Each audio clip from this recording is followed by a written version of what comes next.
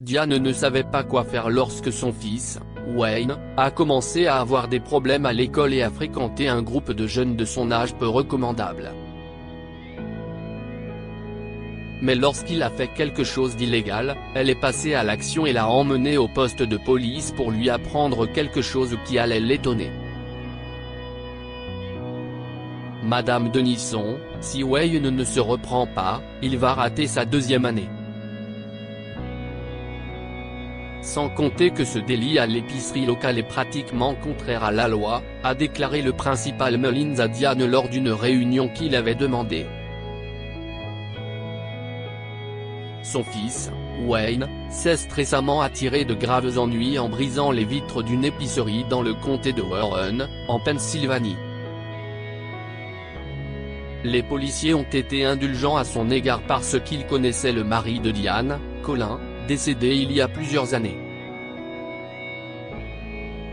Cependant, le principal de l'école l'a convoqué à une réunion urgente pour l'informer que Wayne traînait avec un groupe d'enfants qui ne respectaient pas les règles, séchaient souvent les cours et se comportaient mal à l'école. Diane ne savait pas quoi faire. Diane leva les bras, les paumes vers le haut en signe d'exaspération. Je n'ai aucune idée de ce qu'il faut faire de lui. Il a perdu son père très tôt. Colin était son pilier et le seul homme en qui Wayne avait confiance, principal Mullins. Je ne peux pas. Je suis tellement perdue, exprime-t-elle, les yeux larmoyants de désespoir. Madame Denison, vous êtes sa mère. Vous devez le remettre dans le droit chemin, sinon il risque de dérailler. Pouvez-vous imaginer qu'il devienne le contraire de son père? Nous aimions tous l'officier Denison. Vous avez raison. C'était un modèle, non seulement pour votre fils, mais aussi pour la communauté, a expliqué le principal. Vous devez lui montrer quelque chose qui le choquera. Si est ce que je crois. Lorsque j'étais jeune et rebelle, ma mère m'a emmené sur la tombe de mon grand-père. Il a servi au Vietnam et a sauvé beaucoup d'hommes. À partir de ce moment-là, j'ai arrêté de me rebeller. Diane a regardé le directeur Mullins dans les yeux et une idée lui est venue à l'esprit.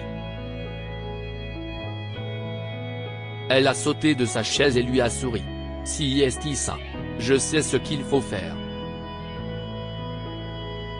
J'espère que ça marchera pour nous aussi. Merci, monsieur le proviseur Mullins. Diane sort du bureau et voit son fils assis, plutôt boudeur, sur une chaise. Il était contrarié qu'elle soit à l'école et qu'elle découvre ses manigances. Allons-y, Wayne, dit-elle fermement et elle marcha devant lui, s'attendant à ce qu'il la suive. Maman, se plaint-il. Je ne veux rien entendre. Tu viens avec moi. Nous devons aller quelque part, l'interrompit-elle et continua à se diriger vers sa voiture qui se trouvait sur le parking. Ils sont restés silencieux pendant le trajet, et Diane pensait que c'était mieux ainsi. Le laisser mijoter et s'inquiéter de ce qu'elle allait faire. Peut-être qu'il se sentira coupable de ses récentes actions, pensa-t-elle en conduisant rapidement vers un endroit spécial. Pourquoi sommes-nous au poste de police? Demanda l'adolescente lorsque Diane gara la voiture et ouvrit la portière. Maman. Sors tout de suite, demanda-t-elle avec insistance. Maman, tu ne peux pas me faire arrêter. Tu es folle? Ils ne le permettront pas. Ils m'aiment tous. Wayne protesta, pleurnichant en sortant de la voiture, mais il avait peur. Tu n'es jamais venu ici, n'est-ce pas? Demanda-t-elle, le visage complètement stoïque. Je ne crois pas, répond Wayne, confus. Viens, alors, insista-t-elle, son ton devenant plus calme. Dans ce commissariat, tout le monde connaît sa famille. Son mari était aimé, comme l'avait dit le principal Mullins, mais il n'était pas venu ici depuis longtemps. Quoi qu'il en soit, les gens étaient heureux de les voir et les accueillaient avec des sourires éclatants. Madame Denison. Wayne, mon garçon. Tu es si grand. Je suis si contente de vous voir ici. Diane a continué à marcher jusqu'à ce qu'il atteigne une partie du mur du poste de police et l'a montré à Wayne. Ceci est ton héritage, Wayne, lui a-t-elle dit calmement. Les yeux de l'adolescent se sont portés sur le mur et sa mâchoire s'est décrochée devant le nombre de photos de son père. Il était avec des amis à la gare. Une photo le montrait en uniforme, et certaines d'entre elles le montraient même en action. Votre père était aimé dans notre ville. Aimé. Les gens l'admiraient, même à une époque où certains ne faisaient pas confiance à l'autorité. Il avait la confiance de tout le monde. Et il y a longtemps, nous l'avons perdu, commença Diane en prenant une profonde inspiration. Et je ne t'ai jamais raconté comment il est mort parce que je pensais que tu étais trop jeune. Il est mort en service, si est-ce ça ? Demanda Wayne, les yeux toujours rivés sur les photos. Oui, mais ce n'était pas une grande intervention. Il a été tué par un voleur au hasard dans un magasin de spiritueux. Un criminel qui a décidé de lui ôter la vie. Un criminel qui était rebelle à l'école et qui s'est mis à fréquenter de mauvaises personnes plus tard. Il a tué ton père sans réfléchir et a changé nos vies pour toujours, expliqua-t-elle en se tournant vers son fils et en voyant son air choqué. Je pensais que c'était au cours d'une opération de police, ajouta-t-il. Diane secoua la tête. Il n'était déjà plus en service et allait chercher quelque chose à boire pour le dîner. Et il est parti. Juste comme ça.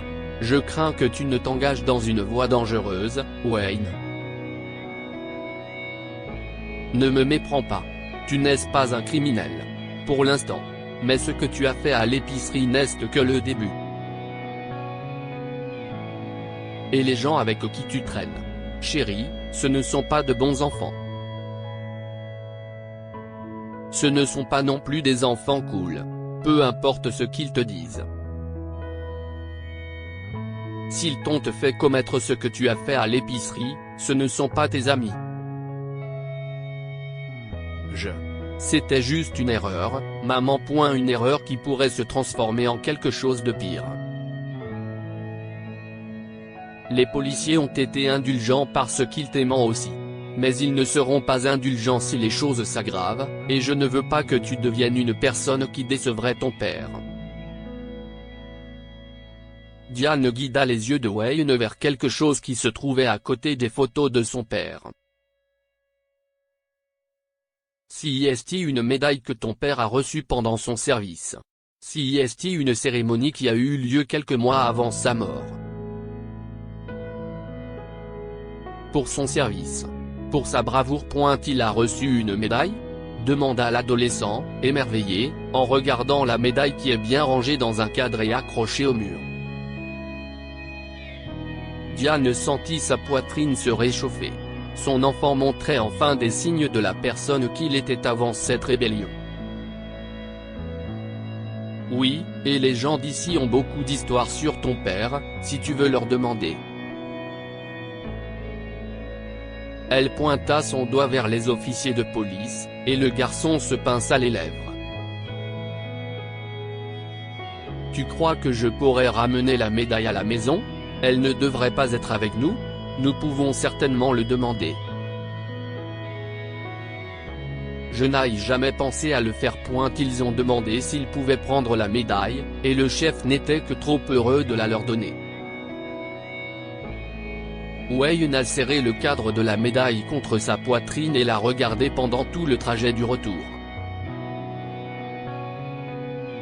Diane savait à ce moment-là que son fils avait repris ses esprits. Que pouvons-nous apprendre de cette histoire? Certains enfants ont besoin d'être réveillés avant que leur rébellion ne devienne dangereuse.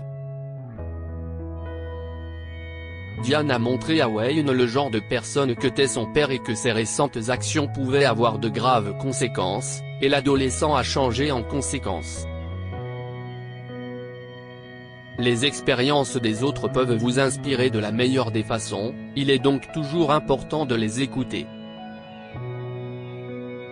Diane a eu l'idée de montrer à Wayne le mur de photos après que le principal Mullins lui a raconté son passé de rebelle. Sa rencontre avec lui a été vitale et l'a beaucoup aidé. Partagez cette histoire avec vos amis.